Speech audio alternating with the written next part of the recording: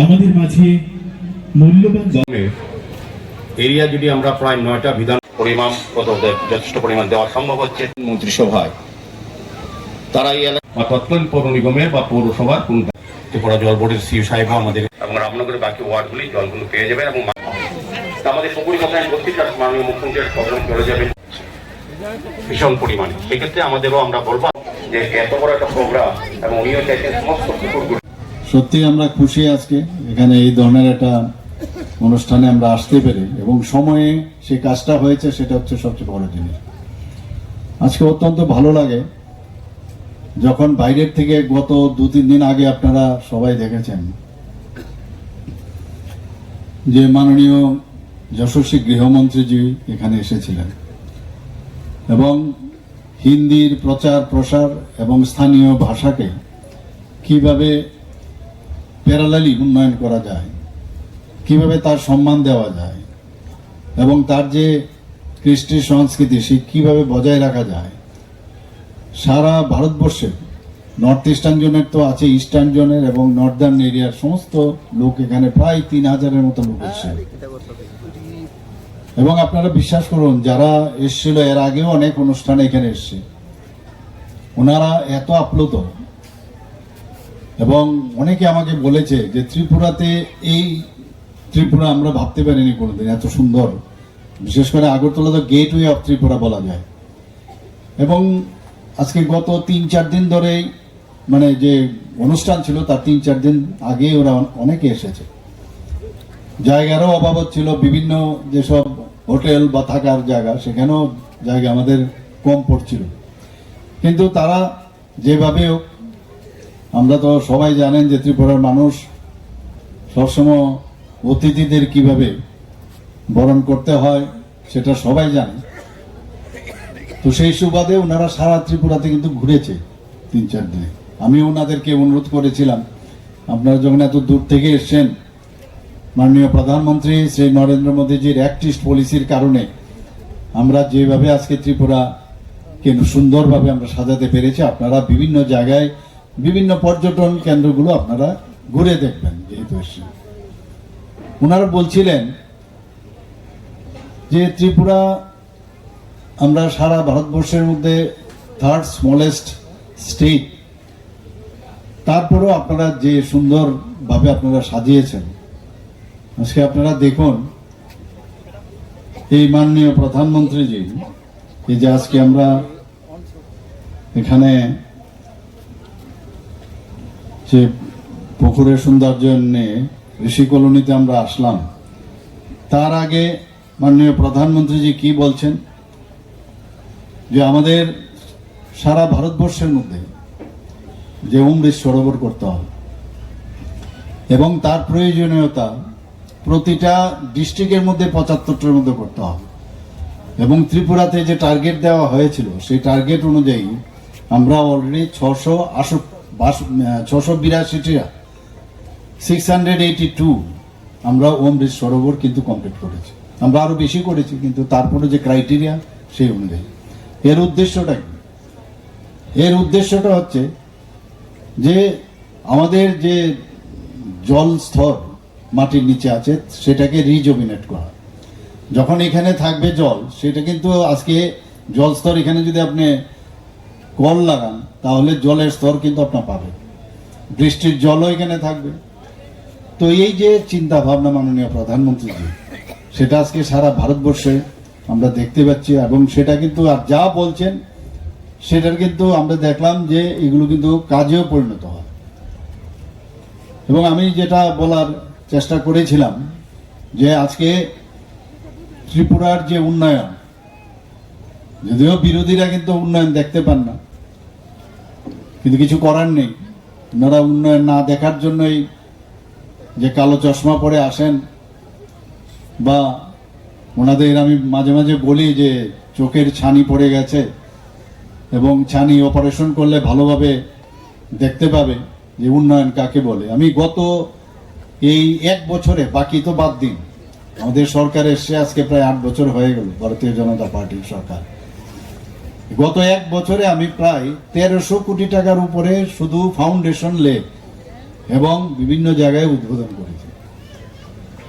মানে প্রতিনিয়ত আমরা কিন্তু খালি উন্নয়ন ছাড়া কোনো কথা হবে না। এবং উন্নয়নটা কার? সাধারণ মানুষের। আজকে ঋষি কলোনিতে উন্নয়ন হবে, আপনারা ভাবুন যে এটা তো আগে আমরা কোনোদিন, যেটা আমার পূর্ববর্তী বক্তা মেয়র সাহেব বলেছেন, যে প্রতাপগড়ে হচ্ছে জনবলের একটা জায়গা, কোনো জায়গায় যখন প্রসেশন বাড়াতে হবে নিয়ে এসো সেই প্রতাপগড় থেকে, এটাই তো ছিল।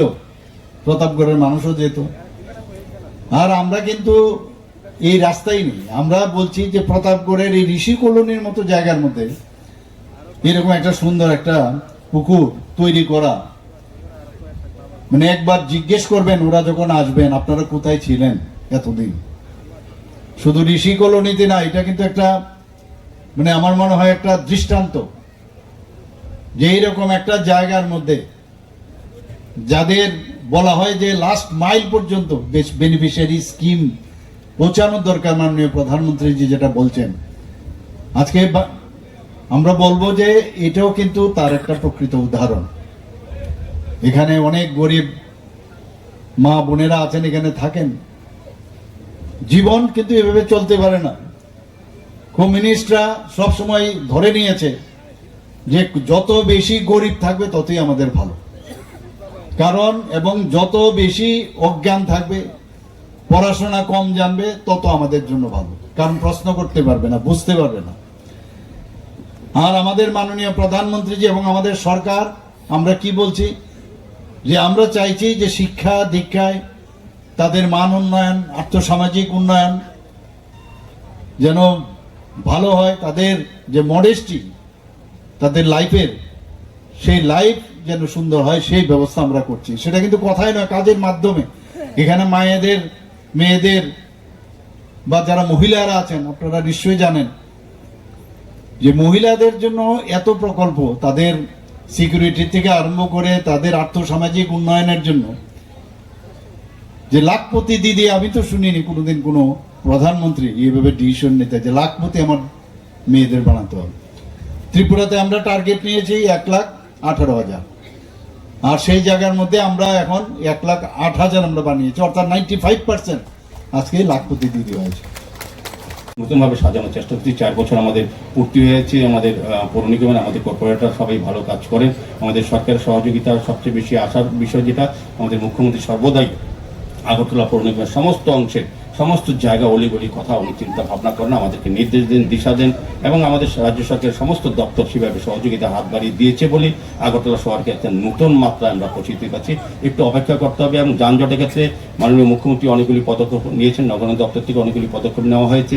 কাজে আমরা চাইবো, আমরা যারা বেআইনিভাবে আগরতলা শহরে রাস্তা দখল করে, যাদের জনগণের জন্য রাস্তা যেটা চলাচলের জায়গা সেটা দখল করে বিঘ্ন করার চেষ্টা করছেন বা করছেন, কিংবা ফুটপাত দখল করে ফুটপাতবাসীদের জন্য ব্যবহারযোগ্য যান চলাচলের জন্য যে রাস্তা, সেগুলি যাতে নির্বিঘ্নে চলতে পারে, এবং কভার ড্রেন যেটা নিকাশি ব্যবস্থার জন্য করা হয়েছে আগরতলা শহরকে যাতে জলমুক্ত করা যায়, সুন্দর রাখা যায়, সেই কভার ড্রেনের উপরে যারা গাড়ি রাখেন বেআইনিভাবে, সেগুলি আমরা কিন্তু এখন সরিয়ে দেওয়া হচ্ছে। আমাদের ট্রাফিক দপ্তর, পুলিশ প্রশাসন, আরক্ষা দপ্তর, জেলা প্রশাসন এবং মহকুমা সহযোগিতা, পৌর নিগম, টাস্কফোর্স আমরা কাজ করছি।